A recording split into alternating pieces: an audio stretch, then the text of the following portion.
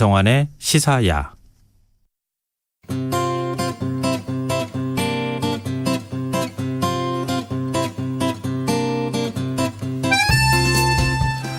코로나19 사태가 장기화하면서 단계적 일상 회복을 시행하는 국가들이 점차 늘고 있습니다.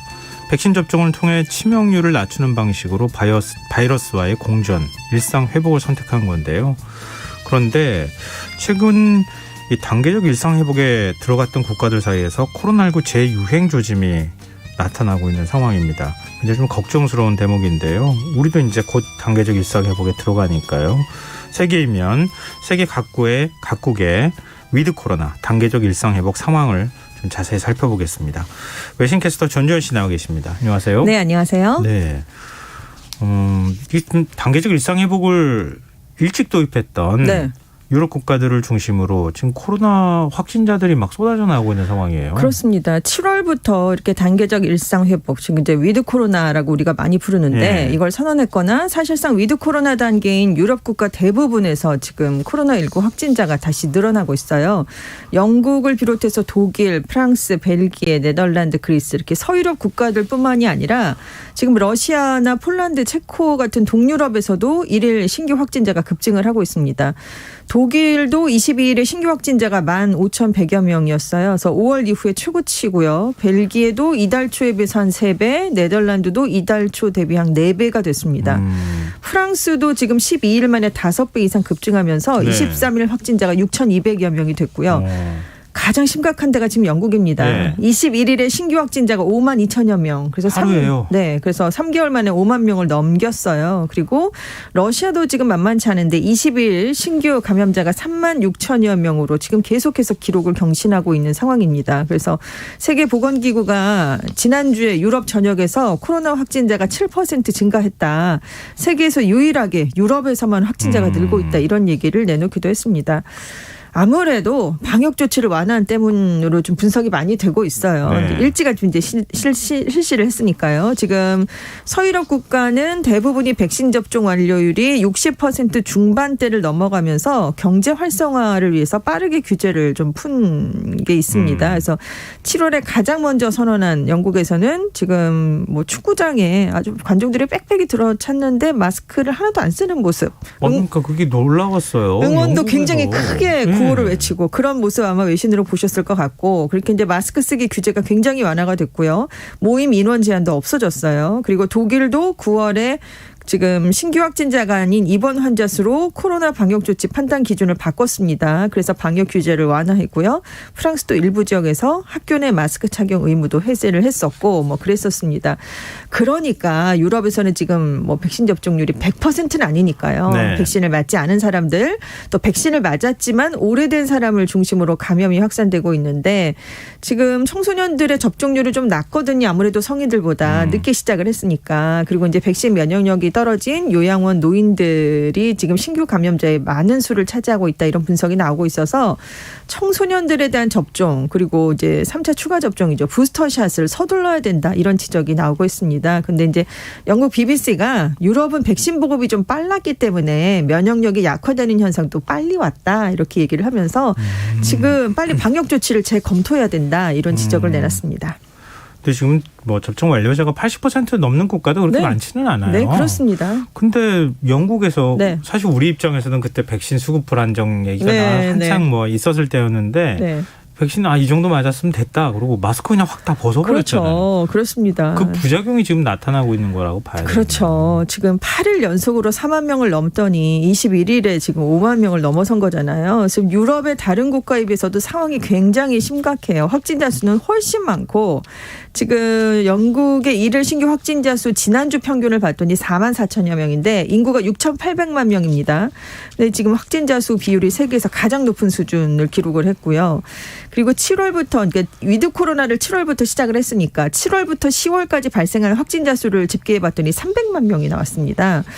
그래서 지금 굉장히 상황이 심각한데 7월 19일부터 방역 규제가 대부분 해제가 됐거든요. 그래서 그 직후에는 신규 확진자가 한동안 3만 명 선에서 유지가 되는 그런 모습을 보였는데 네. 그 이후에 백신을 안 맞은 미성년자 위주로 바이러스가 확 확산이 됐습니다. 그래서 숫자가 많아지게 됐고요. 이런 가운데 지금 겨울이 다가오고 있다는 게 문제잖아요. 그래서 의료계에서는 마스크를 다시 착용하게 하고 재택근무를 권장하는 플랜 B를 도입해야 된다 이런 목소리가 커지고 있는데 영국 정부는 이제 확진자 수가 많아지는 건 경계를 하고 있긴 하지만 방역 규제를 다시 강화하지는 않겠다. 일단 선을 긋고 있습니다.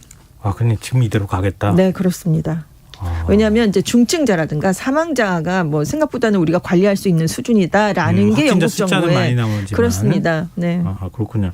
근데 새로운 변이 바이러스도 등장했다면서요? 지금 그게 문제인데요. 최근에 영국 코로나19 감염원을 분석해 봤더니 10% 정도가 델타 변이의 하위 변이인 델타 플러스 변이들이 수십 종에 있는데 그중에 AY42라고 불리는 새로운 변이 바이러스에 감염이 된 것으로 나타났어요. 그래서 지금 아직 확실하게 모든 결과가 나온 건 아니지만 일부 전문가들은 이 AY42라는 변이 바이러스가 기존의 델타 변이보다도 10 내지 15% 정도 전염성이 더 강하다 이런 주장을 내놓고도 있습니다. 근데 영국에서만 이런 게 아니라 이 바이러스가 지금 미국, 이스라엘, 러시아에서도 보고가 됐거든요. 예. 확인이 됐어요. 그런데 지금 규제를 완화하는 국가는 점점 많아지고 있기 때문에 결과적으로 이 AY42 변이도 더 많은 국가로 확산될 가능성이 있습니다. 그래서 조만간 여기도 그리스 알파벳이 붙을 것으로 지금 예상이 되고 있고요. 사실 영국은 돌이켜보면 첫 번째 변이 바이러스였죠. 알파 변이가 시작된 나라였어요. 네. 그런데 지금 델타 변이, 그러니까 하위 변이 델타 플러스까지 지금 확산이 되고 있는 거잖아요. 그래서 BBC가 왜 영국에서 이렇게 코로나19 변이가 자꾸 발생을 하는가. 그 이유로 꼽은 게 국민의 대다수가 마스크를 쓰지 않았던 점, 조기에 백신을 접종했던 점, 이거 외에도 다른 유럽 국가들과는 다르게 10대들에게 백신 접종을 주저했던 점을 꼽았고요. 그리고 델타 변이에 이제 다른 백신보다 상대적으로 취약한 것으로 알려진 게 아스트라제네카 백신인데 영국인들이 많이 맞았습니다. 그래서 그렇죠. 그걸 주로 접종한 그런 점도 영향을 미쳤다 이렇게 보도를 했어요. 그래서 지금 러시아도 확산세가 이제 가팔라지면서 확산세를 막기 위해서 30일부터 다음 달 7일까지 긴급 유급 휴가령을 발령했습니다. 그리고 대도시의 기업, 상점도 다 폐쇄하기로 했고요. 지금 델타 플러스 변이가 러시아뿐만이 아니라 유럽, 중동, 남미 일대까지 다 번졌어요. 제가 수십 종이라고 말씀을 드렸잖아요. 네. 그래서 전 세계로 빠르게 확산이 되고 있고 지금 북반구가 겨울철로 접어들고 있기 때문에 북반구에서 코로나19가 다시 대유행을 할 수 있다. 그래서 백신 접종률이 높아지면서 봉쇄 조치가 해제되는 분위기를 맞고 있던 각국의 방역 정책이 또다시 강화될 수도 있다. 이런 우려가 나오고 있습니다. 이 포르투갈은 영국하고 같은 유럽대국 안에 있는데 상황이 전혀 다르다고요?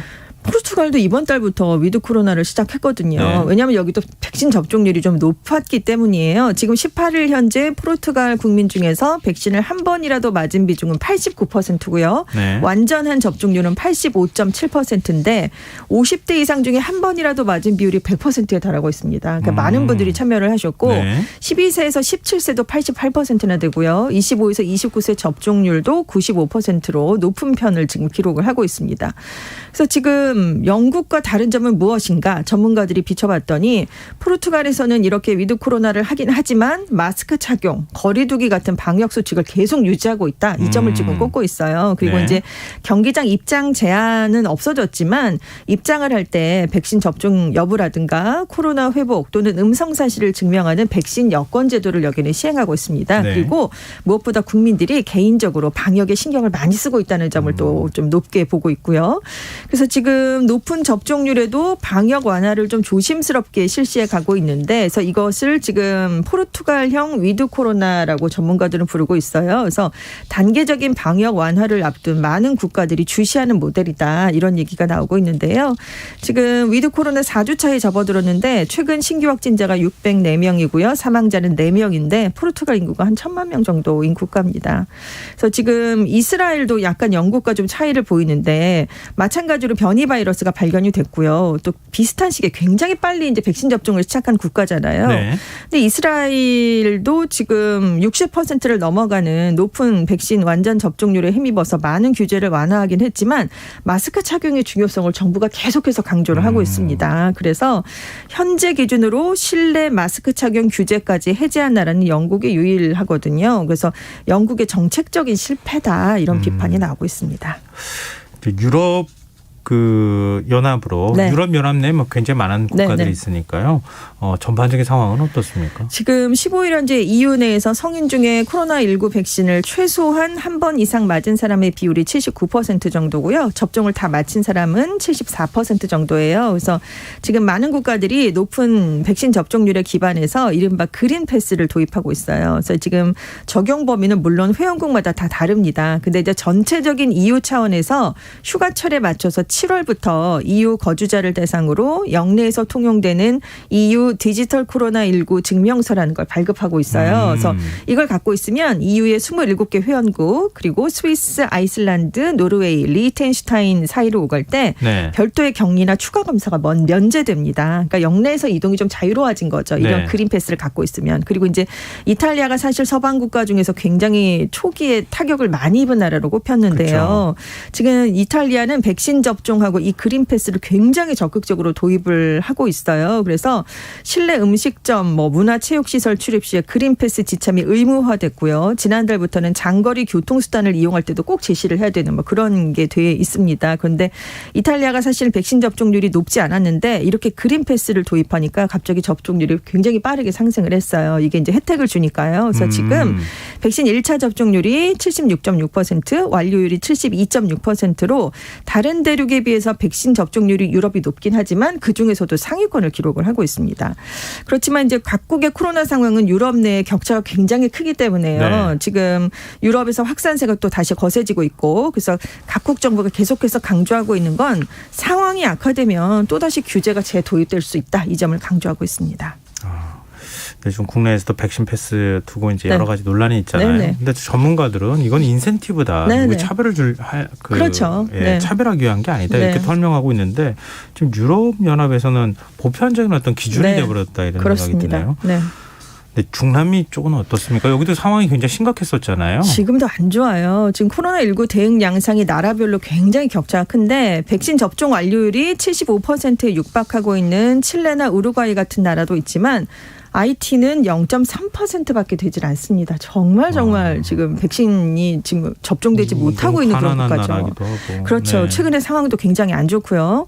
그런데 이제 공통점은 어느 국가나 다 코로나19에 선방했다라고 평가할 수 있는 국가는 없다는 점이에요. 그리고 접종률이나 코로나19 확산 상황과 관계없이 모두 서서히 코로나19와의 공존을 택했다는 게 공통점인데 네. 이게 다른 이유가 아니라 경제적인 이유가 굉장히 큽니다. 불가피한 선택이었다는 얘기인데요. 왜냐하면 중남미 인구가 전 세계에서 차지하는 비율이 8%인데 네. 전 세계 코로나19 사망자의 30% 정도가 중남미에서 피해가 굉장했군요. 타격을 엄청나게 입었죠. 그런데 문제는 의료 여건이 상대적으로 열악한 지역들이 많았어요. 그래서 여기서는 봉쇄가 최우선적인 방법이긴 했죠. 사실 그렇죠. 너무 안 좋아하면. 예. 근데 이제 봉쇄를 계속하면 경제적인 충격이 덩달아 커집니다. 그래서 작년 중남미의 평균 경제 성장률이 마이너스 7%였어요. 근데 전 세계 평균이 마이너스 3.2%니까 훨씬 더 경제가 악화가 됐고요. 네. 빈부격차가 큰 국가가 중남미에 좀 많기 때문에 빈곤층이 훨씬 더 큰 타격을 입었습니다. 그리고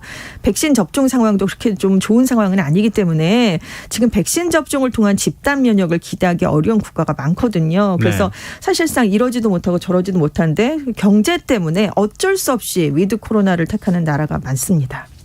사실 이런 점 때문에 네. 미국하고 유럽연합이 사실 비난을 많이 받았잖아요. 그렇죠. 여기는 백신 남아도는데 네네. 너무 욕심 많이 부리지 말고 그렇지 않은 국가들 좀 지원하면 그렇죠. 좋지 않겠느냐는 얘기도 있는데 지금 중남미도 그렇지만 아프리카도 상황이 안 좋을 거 아니에요. 그렇습니다. 아프리카 대륙에서 가장 코로나19 타격이 심했고 베타 바이러스가 시작된 곳이 남아프리카 공화국이었는데요. 근데 여기는 그래도 그나마 아프리카에서는 좀 낫습니다. 그래도 경제 사정이 그나마 좋기 때문에 네. 이번 달부터 사실상 방역 대책을 모두 이제 해제를 했어요. 그래서 좀 접종률도 전체 인구의 17.5%인데 이게 지금 다른 국가에 비하면 굉장히 떨어지지만 네. 아프리카에서는 높은 편이라서 지금 상대적으로 방어를 잘했다 이런 평가가 나올 수밖에 없는데요. 10%를 가지고 그러니까요. 근데 대륙 전체적으로 보면 그러니까 이게 좀 낫다고 평가받을 정도니 대륙 전체로 보면 어떻겠습니까? 아프리카도 여전히 가난한 국가가 굉장히 네. 많은 것으로 꼽히잖아요. 이거 그렇기 때문에 의료 체계가 또 좀 좋지 않아요. 그래서 백신 접종률이 다른 대륙에 비해서 굉장히 낮은데 여기도 경제난 때문에 어쩔 수 없이 봉쇄를 해제해야 되는 그런 상황을 맞고 있는데 특히 잠비아가 아프리카에서 처음으로 팬데믹 여파로 국가 부도를 냈을 정도입니다. 그러니까 경제가 안 좋고 그리고 이제 문제는 백신 공급난도 있지만 부작용에 대한 반감이 좀 유난히 크다는 점도 작용을 하고 있어요. 그래서 지금 코로나19 백신 접종을 완료한 비율이 아프리카 13억 인구의 5%밖에 안 되는데 부룬디도 계속해서 접종을 거부하다가 이제야 첫 번째 접종이 들어간 상황이고요. 에티오피아는 지금 내전이 계속되고 있거든요. 네. 이 내전이 계속되고 있는 곳에서는 코로나19 방역이라는 게 전혀 이루어지지 못하고 있는 그런 상황입니다. 그래서 공식적으로 위드 코로나라는 표현을 쓰기는 어렵지만 실제로는 백신 접종률이 낮은데도 경제를 되살리기 위해서는 코로나와 공존을 할 수밖에 없는 그런 안타까운 상황이 지금 아프리카에서 펼쳐지고 있습니다. 사실상 이 정도면 손을 놨다고 해도 과언이 아닌데. 그렇죠. 그럼 계속 지금 사망하고 누군가는 또 확진 확진 판정을 받는 것조차도 어려운 상황이겠어요. 근데 그러니까. 문제는 세계보건기구가 아프리카의 코로나19 확진자는 실제 7분의 1밖에 안 된다 이런 연구 결과를 발표한 것도 있거든요. 지금 네. 안 그래도 지금 말씀드린 것 자체가 너무 심각한데 상황은 7배나 더 심각하다는 그런 연구 결과도 있습니다. 국제사회가 진짜 관심을 좀 가져야겠어요. 네. 일본은 어떻습니까? 일본은 좀 상황이 많이 좋을 것 같은데. 네, 위드 코로나 이제 거기 지금 확진자가 많이 줄었잖아요. 네. 급격하게 감소를 했는데, 그래서 위드 코로나의 본격적인 시행을 앞두고 일단 실험을 이제 먼저 해보고 있어요. 그래서 수도권인 사이타마현에서는 31일까지 50개 음식점을 대상으로 영업시간 인원 제한을 두지 않는 실험을 하고 있습니다. 오사카 등 4개 광역자치단체에서는 소극장 등의 인원 제한을 완화해서 관객을 한번 입장시켜 본 뒤에 이제 그 결과를 한번 보겠다는 거죠. 네. 그래서 일본의 백신 접종률이 15일 현재 1차가 74.7%, 2차가 66.1%입니다. 근데 이제 11월쯤 되면 2차 접종률이 80%에 육박할 것으로 기대가 되고 있거든요. 그래서 지금 단계적인 일상 회복 정책을 일본 정부가 준비를 하고 있는데 일단 실험을 해봐서 이제 연말쯤에 아주 좀 정확한 그런 대책을 내놓겠다는 그런 움직임을 보이고 있습니다. 일본이 거의 우리랑 좀 비슷한 상황 네네. 하고 있는 거 아닌가 싶은데요. 그리고 동계올림픽 앞두고 있는 중국. 위드 코로나가 아니라 제로 코로나 정책을 고수하고 네. 있다고요? 그러니까 다른 곳들은 바이러스와의 공존이어서 우리가 위드 코로나라고 얘기를 네. 하지만 여기는 코로나는 없어야 된다라는 정책이라는 이게 거죠. 어떻게 가능해요? 여기는 사회주의 국가라 가능하다 이런 얘기가 나오는데 네. 왜냐하면 그냥 봉쇄를 시키잖아요. 다른 민주주의 국가에서는 좀 어려운 일인데 여기는 그냥 그 아파트 단지에서 나오면 그 아파트 단지를 다 봉쇄를 해버리는 그걸 지금도 하고 있고 베이징에서 지금 확산이 되니까 어느 한 아파트 단지가 완전히 봉쇄가 됐거든요. 네. 지금. 그래서 지금 작년에 그래도 초강력으로 이렇게 방역 조치를 해서 중국이 주요국 가운데 가장 높은 경제 성장률인 2.3%를 달성했습니다. 그래서 확진자 제로를 목표로 엄격한 방역 정책을 좀 이어가겠다 이런 얘기인데 지금 집단 면역을 만약에 이제 다 뭐 백신을 많이 맞아서 달성을 하더라도 베이징의 경우는 입국 제한 조치라는 게 적어도 1년간은 더 연장될 것이다 이런 얘기가 나오고 있어요. 왜냐하면 내년 상반기에는 베이징 동계올림픽이 있고요. 네. 하반기에는 중국 공산당 20차 당대회라는 중요한 대회가 있기 때문인데 이 당대회에서 시진핑 국가주석의 3선 연임을 확정하는 그런 자리가 될 것으로 예상이 되는데 네. 이것을 위해서는 올림픽 성공을 개최하는 게 먼저 시행되는 게 중요하거든요. 그래서 강력한 방역 정책을 중국은 이어갈 것이다. 이런 전망이 나오고 있습니다. 올림픽 때 이렇게 닫아두면 될까? 갑자기 의문이 들기도 하는데. 근데 지금 이제 게임 체인저라고 네. 불리는 게 경구용 치료제잖아요. 그렇습니다. 이거 첫 어디까지 번째. 지금 개발이 되고 있어요? 첫 번째 치료제가 몰누피라비르인데 지금 미국 식품의약국의 긴급 사용 심사를 받았어요. 네. 그래서 지금 전 세계 국가들이 이걸 선 구매를 하려고 경쟁을 치열하게 이제 벌이고 있는데 이게 정식적으로 식품의약국의 승인을 받으면 말씀하신 것처럼 코로나19 사태 대응의 판도를 바꿀 것이라는 기대를 보고 있는데 문제는 가격이 높다는 점입니다. 미국이 이제 계약한 가격이 한 세트에 이제 $700 우리 돈으로 한 82만 원. 그러니까 한 번 나으려면 이 정도를 지불을 해야 된다는 거죠. 네. 물론 이 약을 개발한 머크사가 지금 나라마다 차등적인 가격제를 사용할 계획이다. 100개 중소득 국가를 위해서 복제약 생산 면허 계약에 들어갔다라고는 했지만 이게 정확한 지금 뭐가 로드맵이 나온 게 아니기 때문에 네. 일단은 이 82만 원이라는 굉장히 고가의 정책 때문에 많이들 당황해하고 있는 그런 얘기도 나오고 있습니다. 전반적으로 전 세계 상황 들어보니까요. 네. 우리나라가 결코 상황이 나쁜 건 아니다. 네. 우리가 지금 단계적 일상회복으로 잘 들어가면 네. 어느 국가들보다 진짜 모범적인 방역 네. 대책을 만든 국가가 되겠다 싶네요. 네, 지금까지 세계이면 외신캐스터 전주현 씨와 함께했습니다. 고맙습니다. 네, 감사합니다. 오늘 모바일 상품권 당첨자는 홈페이지 공지사항에서 확인하실 수 있습니다. 김성환의